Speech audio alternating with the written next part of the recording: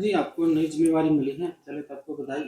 धन्यवाद तो जी। किस तरह जो ज़िम्मेवारी को अदा करें क्योंकि बीजेपी की सरकार है आप लोगों की? देखिए, राष्ट्रीय कार्यकारिणी, प्रदेश कार्यकारिणी, प्रदेश में माननीय मुख्यमंत्री जी, हमारे प्रभारी विप्लव जी, संगठन मंत्री फणीदा, हमारे प्रदेश के अध्यक्ष अपने नायब सिंह सैनी जी, इन्होंने सब ने मिलकर जो ये जिम्मेवारी देने का काम किया है, उसको बिल्कुल अच्छी तरह से निष्ठा से निभाने का काम करेंगे। और भारतीय जनता पार्टी का हर कार्यकर्ता पार्टी के लिए 12 मास 24 घंटे काम करता है और हम पहले से काम कर रहे हैं। अब ये जिम्मेवारी मिल गई, थोड़ा सा और स्पीड बढ़ा के सबके लिए काम करेंगे। लेकिन जो नई कार्यकारिणी बनी है, उसको लेकर ये जिस तरह से सवाल उठा रहे हैं कि भाई जो बीजेपी सरकार है, वो काम नहीं कर रही, भ्रष्टाचार हो रहा है, इस तरह का महंगाई है, कौन सा भ्रष्टाचार हो रहा है?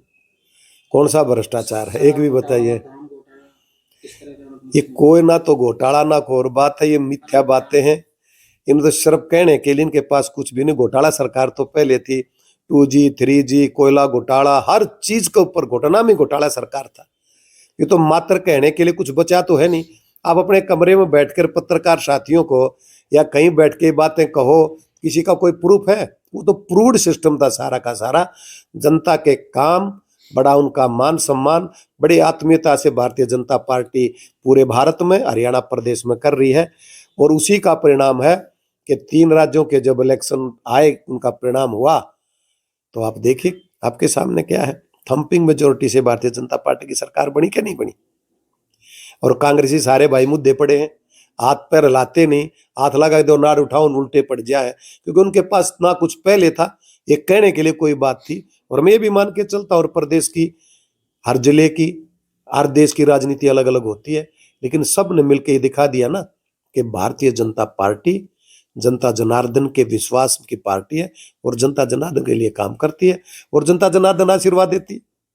आप कह रहे हैं कि जो कांग्रेसी हैं वो काम नहीं कर रहे हैं, लेकिन जिस तरह से ईडी और सीबीआई की रेड की जा रही है, उसको लेकर किस तरह की? सर आप मुझे एक बात बताइए, ये सीबीआई और ईडी बगैर प्रूफ के किसी के पास आज तक गई है? कोई भी मुझे रिकॉर्ड लाके दिखाइए आप। ये मात्र कहने की बात है। अब आम आदमी पार्टी के जो भी मंत्री संतरी थे वो अंदर हैं, अगर उनमें दोष नहीं होता तो बाहर नहीं आ जाते। ये प्रजातांत्रिक प्रणाली है भारत में, प्रजातंत्र है, कोर्ट है, ये ऐसी एजेंसियां हैं। सरकार तो आती जाती रहती, लेकिन परमानेंट चीजें हैं, इनका रिकॉर्ड भी होता है और इनके प्रति जवाबदेही भी होती है। जो दोषी है उसने तो मात्र एक चीज बना ली कि अगर वो दूसरी पार्टी में और उसके ऊपर कोई इस तरह की रेड पड़ती है तो मात्र ये कह देते कि मैं अपोजिशन में इसलिए काम हुआ नहीं, जो गलत करेगा वो भरेगा। लेकिन कांग्रेसी और विपक्ष के नेताओं पर बीजेपी के ये तो वास्ता थे नहीं, कोई अधिकारी है या कोई बीजेपी का, बीजेपी के भी जिसने गलती की है कई जगह, उनको सिर्फ अंदर डालने का भी काम किया, उनके खिलाफ इंक्वायरी करने का भी काम किया। आप बताइए तो एक आध उदाहरण कि जिसके खिलाफ कार्रवाई ना हुई हो।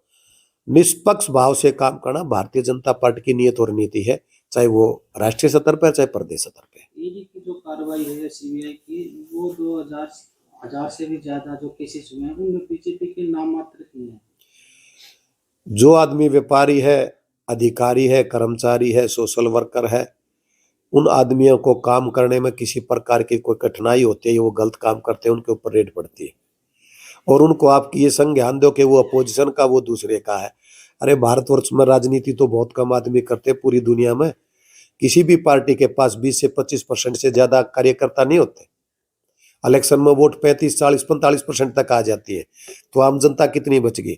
ये तो मात्र पॉलिटिक्स करने के लिए, राजनीति, छोटे लेवल की राजनीति करने के लिए ये कांग्रेसी बात करे और कोई बात नहीं करे इस तरह। लेकिन चुनाव के समय ही क्यों सक्रिय हो जाती है? चुनाव कहाँ आ गया? राजस्थान में वो कर्नाटक में वो जिस तरह से चुनाव कहाँ आ गया सर? अभी हरियाणा लोकसभा तो हरियाणा में नहीं, लोकसभा का तो सर लोकसभा का पूरे भारत में है, ये रूटीन है, ये 1 अप्रैल से शुरू हो जाना है। तो इसका मतलब काम करे नहीं, जो गलत काम करता रहे, जो भी गड़बड़ करे उसको छोड़ दे। ये तो महज कहने की बातें हैं। बिल्कुल बढ़िया राज चल रहा है, अच्छा राज चल, उसका लोग परिणाम दे रहे हैं सारे के सारे। वहीं जो आप 75 पार का नारा दे रहे थे पिछली बार, 40 सीट आई थी जेजेपी के साथ गठबंधन है आप लोगों का, तो आपके ही नेता ये कहते हैं कि जेजेपी और बीजेपी का गठबंधन नहीं चलेगा, इसमें किसने कह दिया? वीरेंद्र सिंह। तो वीरेंद्र सिंह जी ने कह दिया। वीरेंद्र सिंह जी के अपने विचार हैं, और कोई एक आध कदम उनके अपने विचार, गठबंधन चल रहा है ना। ये पार्टी की सोच है, ये भारतीय जनता पार्टी है, या वन मैन शो नहीं चलता। हर बात के सारे सिस्टम को देखा जाता है और आगे बढ़ के चलाया जाता है। बढ़िया गठबंधन चला हुआ है, बढ़िया सरकार चल रही है। वही जो अभी ईवीएम मशीन पे सवाल उठ रहे हैं, जिस तरह से उसमें गड़बड़ी हो रही है, हैक करने की बात आ रही है, सवाल उठ रहा है, सुप्रीम कोर्ट तक बात हुई है, क्या ईवीएम में गड़बड़ी है? नहीं, आप एक बात बताइए, अगर किसी, अब मैं राजस्थान की बात करूं, तिजारा से भारतीय जनता पार्टी कैंडिडेट जीते, उसके साथ मुंडा और में जो पहले विधायक थे वो हारे, तो अगर कोई गड़बड़ होती तो वहां भी होती। ये मात्र कहने की बात है। जहां कांग्रेस जीत जाए और पार्टी जीत जाए तो मशीनें ठीक है, जहां भारतीय जनता पार्टी जीत जाए मशीनें गलत है। ये मात्र जनता को बरगलाने की बात करते हैं। जनता बड़ी जागरूक है, हर बात को समझती है। आज कांग्रेस के विधायकों पे ईडी की रेड चली है। आज कहाँ? सुबह पहुंच गए सोनपुर के करनाल, यमुनानगर, सोनपुर। तो जो गड़बड़ करेगा बुरेगा भाई, इसमें तो कोई दो राय नहीं है। कांग्रेस नहीं, कांग्रेस का जिक्र मत करो। जो गड़बड़ करेगा, चाहे भारतीय जनता पार्टी का है, चाहे वो कांग्रेस है, किसी और पार्टी का है, उसको भुगतना पड़ेगा। ये तो तय है। कानून तो कानून, हर प्रजातांत्रिक प्रणाली, प्रजातांत्रिक प्रणाली में जो दोषी है वो दोषी है, और उसको पूर्व एजेंसियां करती हैं और कोर्ट उनको फिर सजा देता है। उसमें राजनीति कहां से बीच में आ गई? तो ये जो रोहतक सोनपुर झज्जर है भूपेंद्र सिंह कुटाया, उसको लेकर किस तरह से? ये गढ़ तो जनता का होता है, इनका गढ़ कहां से हो गया? इनका गढ़ होता तो लोकसभा की दोनों सीट क्यों आ रहे थे बाबू बेटा? आ रहे थे कि नहीं आ रहे थे? आपके सामने आ रहे थे। और भूपेंद्र हुड्डा तो 1,68,000 से आ रहा था, और ये छोरा आ रहा और आगा आ रहेंगे। ये तो विधानसभा में राजनीतिक परिस्थितियों का खेल है, परिस्थितियां कई बार बन जाती है। अब की बार देखना तमाशा। दोनों, पहली बात तो मन विशाल लागे लड़े को नहीं, कोई सा भी खतरा बन रहा है। और भूपेंद्र हुड्डा जी ने तो एक काम अपने छोरे ने आगे बढ़ाने का। चलो मैं आपसे क्वेश्चन करता हूँ, रोहतक सोनीपत झज्जर में एक भी कोई नेता ऐसा है जो भूपेंद्र हुड्डा ने कांग्रेस में नया बनाया उभरण दिया हो? बता दो मुझे। कोई